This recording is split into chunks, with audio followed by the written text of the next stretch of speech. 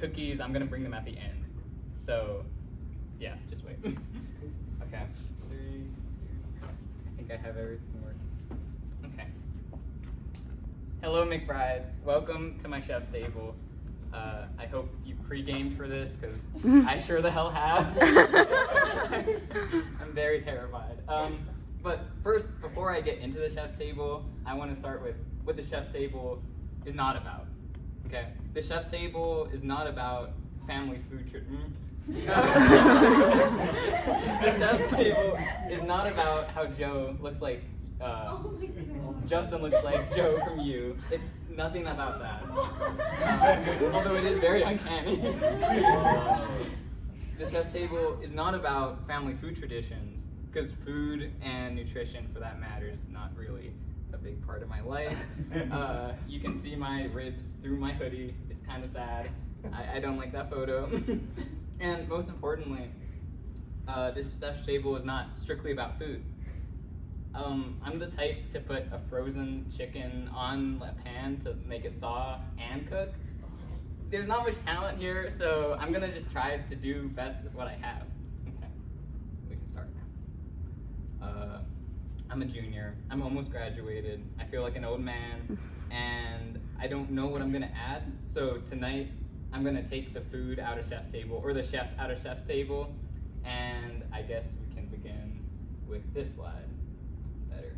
Okay, I'm gonna cue some music. Okay, can you guys hear that? It's supposed to be kind of quiet. Cool. Okay.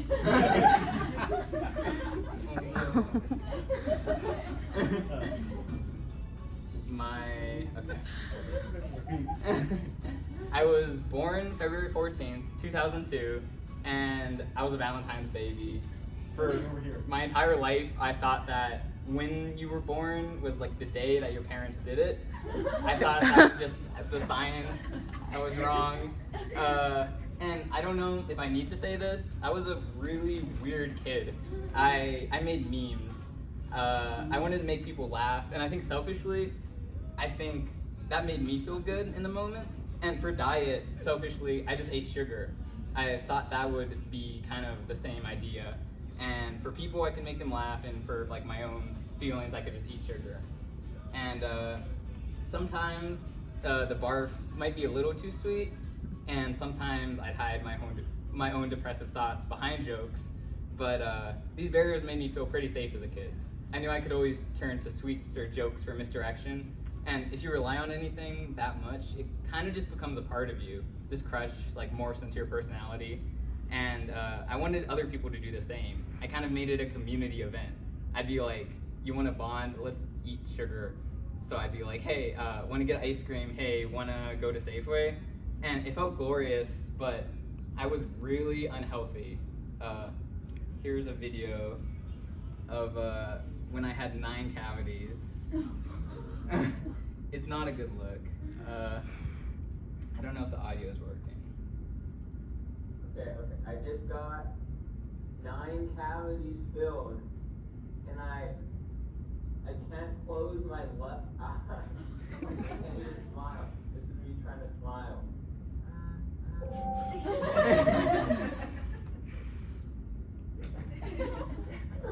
Oh God! 9 cavities. Anyways. But I would go on adventures with friends, and one time my friend told me something like, friends are the family you choose, and I accepted that. I was like, this is how I'm gonna connect with people, and this is how I'm gonna hang out with all my friends. So we would do things like go to chess tournaments. I was a nerd. I got destroyed though. This guy, to my right, was very good. His name wasn't Tom. We would put couches on mountains, and that was fun. Actually, I'm gonna skip this slide. A lot of bad things, but it was pretty fun. And eventually, at the end of the day, I'd go home and I would kind of be in a darker place. It wasn't a place where I had friends anymore, and it was just a lot darker. There was not as much laughter. It was a little more rageful. There was more pounding and more stomping, more tears, and I was kind of scared. So I would just eat things like ramen and sugar, and suddenly it wasn't as sweet. It was more of a comfort food at that point, and I just kind of hid from my family, just eating and consuming just shit. But I still wanted to go back outside and see my family, or see my friends. They felt so much kinder, and I know I'm a comp sci, and this was as cliche as it gets, but I just needed to feel the sunlight. I just wanted to go outside, and I knew that if relationships was something I had to choose, I would just do it with my friends. And I think this hurt my parents a lot. Not only did I not talk to them, but it was clear I was suffering myself. And no communication meant no healing. And my parents didn't know about anything mental health related. They didn't know about voices. The doctors didn't really understand. And I never really talked to my mom or dad. I don't think they hated me, but I was kind of unsure if I hated them at that point. And regardless, I just didn't really know what was going on until college. All I knew is home felt dark and sad and sweet. And then when college rolled around, it kind of seemed like I could build up new relationships with new friends. But what would happen to the old ones? Like, no amount of ramen or Sour Patch Kids could really fill that hole. And at some point, with a car ride with one of my friends, he said something like, things change, friends leave, but life doesn't stop for anybody. So I made a final album to just kind of express my love, and it was one song for one friend. It was just like a snippet. Oh my god.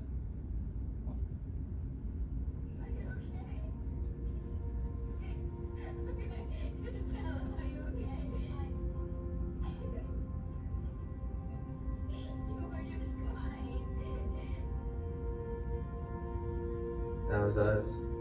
Only 6 years ago. We grew into radically different people, but our friendship stayed so unshakable, uncorrupted by time. It's a unique blessing to have friends like this. The bonds have become eternal, content then and content now.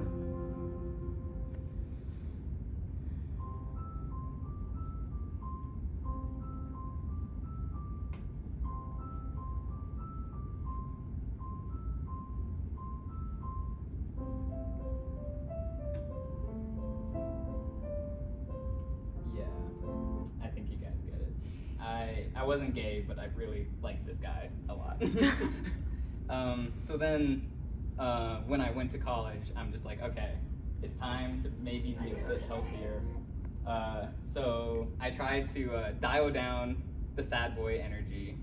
I tried to dial up the healthiness. I sometimes would even have bits of green in my teeth. And that was really exciting. I was like, oh, thank God, I can talk to people now, I can be healthy, I can maybe even talk to a girl. At that time, I only talked to my mom or my sister, and so what I first did is I just emailed PCJ, and I just wanted to have a meeting with him. So we sat down and we just like talked, and at the very end he's like, why did you just take up my time? And I had no reason. I was like, I am so sorry. I think he expected something.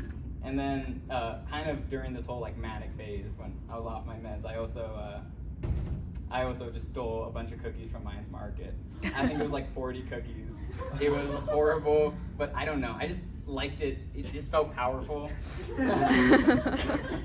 And then there was this cute girl named Caroline, and I tried to ask her out, but I didn't really know how. So I got like Carolina Reapers. That was the joke. And I ate 3, and she ate 1. And then right when I was about to ask her out in front of a church, I kind of felt like this weird sensation in my stomach, and I like waddled away, and then she was like looking at me like, are you okay? And then I just projectile barfed and shat like at the same time. Oh no. And she was just looking at me like, oh my goodness. Yeah. Food was not really ever something healthy. But I asked the next day, I was like, hey, that was interesting. You want to go out with me? And she said yes. Yeah, at that point, I just kind of felt like I was trying to find my own way and kind of hitting my stride. But then every so often, I'd get like phone calls. Hey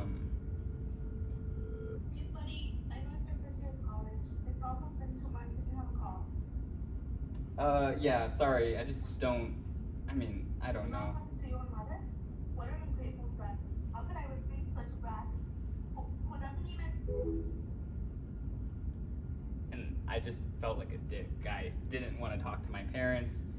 And to be fair, that first phone call was one of the best encounters I had with my mom in a while. It wasn't aggressive, there was no like name calling, but we had grown quite a bit from where we were at the start of high school. I think we were both nicer as people, but we were transitioning, and I was kind of scared to be like within her gravity. So I just needed to escape. And at that time, I started going abroad.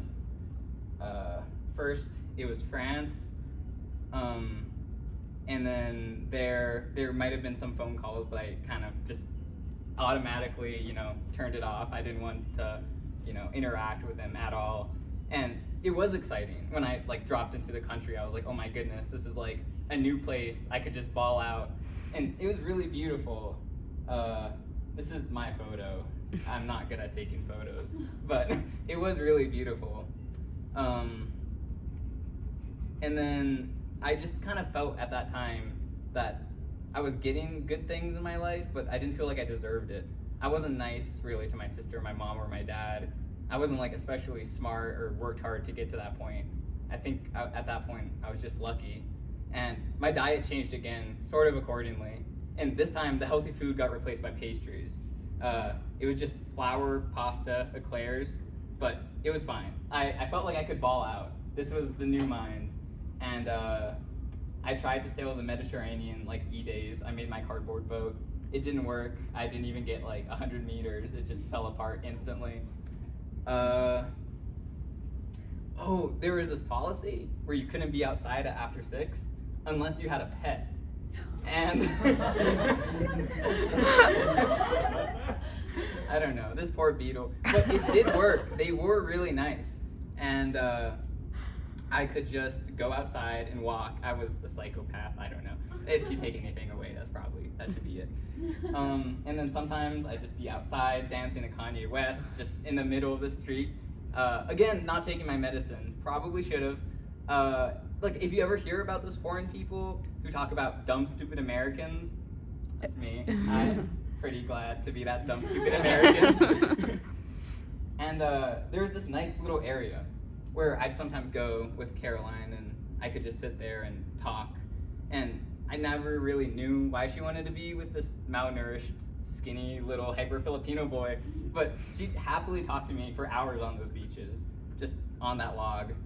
But she wasn't always around, and one time I went, and there was just this old lady, and she was just sitting there, and I think my body was getting a little tired of the meals of complete shit. My blood sugar was probably even higher than it had been, like when I was at home. And when I was on that log, I kind of just saw her and thought of my mom. But she looked content and she looked happy, but just seeing her alone kind of broke my heart. And that night I scrolled through my phone and looked at a bunch of calls, voicemails that I never really responded to. It'd be my mom saying something like, hey buddy, what's going on? Please come home. You haven't talked to us. And I knew they missed me, and I knew I was an absent son, a really horrible one. And I could be home eating sugar, but instead I was here eating pastries. And I just didn't want any of it. Because she was more stable, and I was more stable, and we had both grown, but it kind of just felt like we were both medicated freaks, like spiraling crazy people who didn't really want to be in each other's aura. So at that point, I just thought I had to go even farther. And I thought that I should go to Korea at first. I thought the food was really good. I thought there'd be a lot of really nice people. I thought anything there would be far enough from home, I wouldn't really think of it.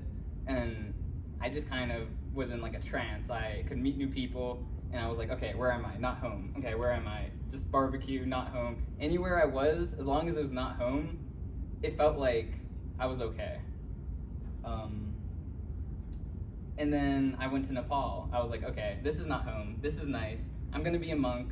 I can make a documentary. Yeah.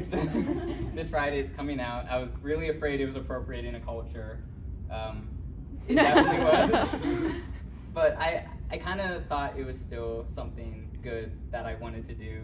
And after that, I was like, okay, I'm gonna just keep going, keep bouncing around. And I was like, okay, where am I again? I'm India, I'm Vietnam, I'm okay, anywhere as long as it's not home. I was at a monastery. What was I doing? I was meditating 14 hours a day, trying to find myself. I kind of had a creeping feeling though, that myself was closer to the other side of the world than squarely within me. And then at like the 14th day, or the 8th day, 14 hours a day, I think I just kind of lost my mind. I didn't even tell my parents where I was at that point. And I just went up to my like meditation teacher and I was like, I'm done. I know you're disappointed. I know there's only 2 days left and I know my parents don't know where I am. And I look like a monk, but I can't be a monk. I can't hang. I'm sorry. I'm just hearing voices. You gotta let me out. I just need to go. And they let me go. And I spent the next week just kind of in this one hotel. And it was so chaotic, but also so silent. It was just a lot of input that I never really wanted, but at that point I did, just because I was just alone with my thoughts and finally I could just have something coming in. I could just eat candy, ramen, and bread and watch Netflix and not go outside for days. And I never really thought that I was cut out to do the documentary, and I just wanted to go home at that point. I knew I just needed to go back.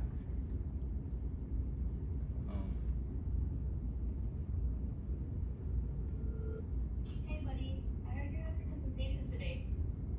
Oh, that is the wrong one. Hey, can we call? Yeah, sorry. I know I haven't called as much as I ought to. I'm just kind of scared. Are you okay? Yeah, just kind of uncomfortable. Okay, what do you want to tell me? I don't really want to talk right now. Hey, Grandma is dead. Oh. We won't be having a funeral. I'm kind of far away. I don't think I could make it. Love you. Love you too. At that point, I just try to find a place with Wi-Fi and edit the documentary. I still had a grade to get.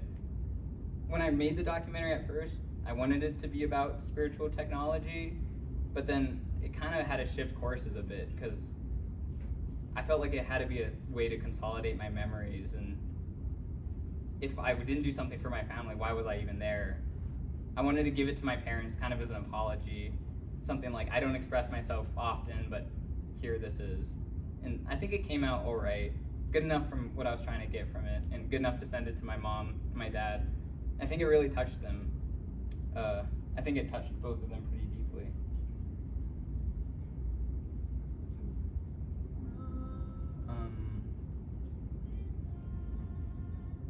The following semester, I planned to go to Thailand.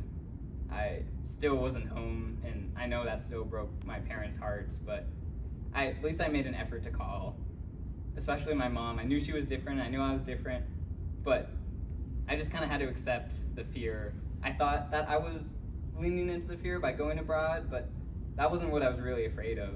And we called daily, almost, and my diet got better in Thailand. Sometimes you could even see green in my teeth, skin on my bones. Not anymore though, it's minus market. We called, and then at some point I was like, I need to come back home. It's time to see her in person. I need to see my family in person. And I came back to the Springs. My parents, they cooked dinner. My dad was always a great cook, but I never really ate as much as I should have. He always cooked healthy things. It was always flavorful. It was always there. I was just kind of scared to take it. And it was strange coming back from all these adventures because my parents were just kind of older and different. And suddenly even my friends here were kind of different too. Caroline was different. And even all the people in my classes suddenly were different too. Still love you guys, but I was afraid of being back. I was like, will life not be as interesting? Will I still have friendships? And at that point, I just kind of let time roll out and see who cared for me and who I cared for.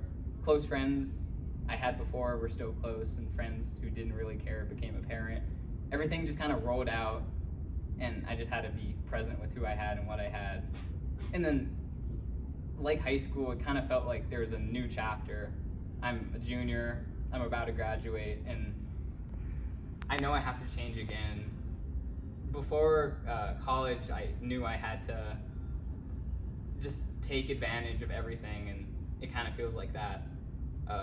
People are gonna move on, the people who color my life, and I mean, people were what I care about. Even in that sheltered room when I was stuck at my house, that's what I cared about, and that's kind of what I've always cared about.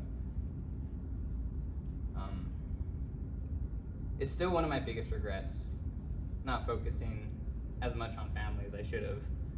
If friends are the family you choose, family is the family I didn't, but I had to be there for at some point. And working on relationships to me now means repairing the old ones as best as possible and not just running away from the fears. I don't think that's noble, I think it's regrettable, and I want to face them with compassion and love and make sure I'm happy enough to help people from the inside out. I think a part of that might be nutrition, and a part of that might be reflection, but most of it is just personal will, and I don't know, I hope I stay strong.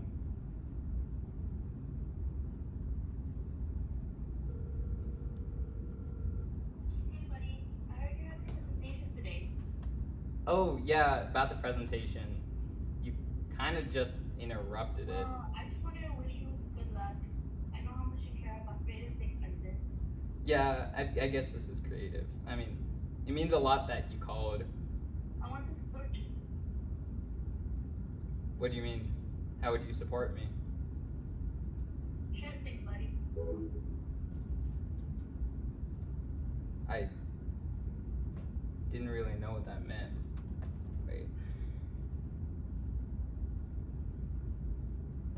I'm looking at my phone. I think my parents might come. Wait, hold up. This is gonna be really awkward if they don't come.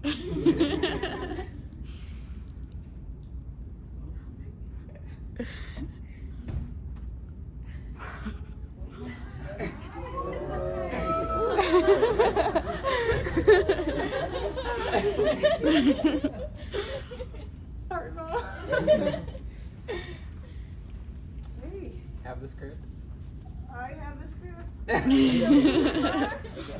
Yeah, this is my food class. I did not do a good job tying it to food though. Well, speaking of food, full of vitamins, AC, probably number one, fiber. And anyway, maybe this will get you an A in the class. It's not much, but it sure beats Cobb.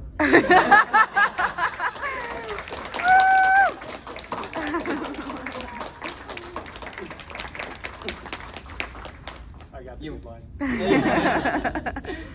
I'm ready to eat some. You want some, Mom?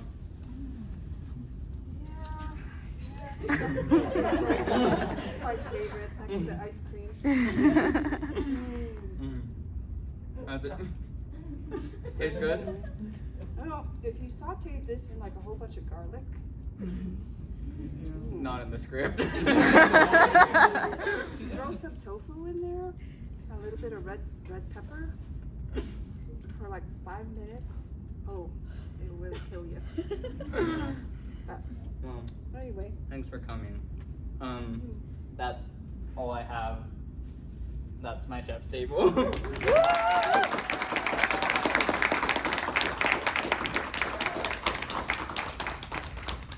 And you can stay if you want. oh, I-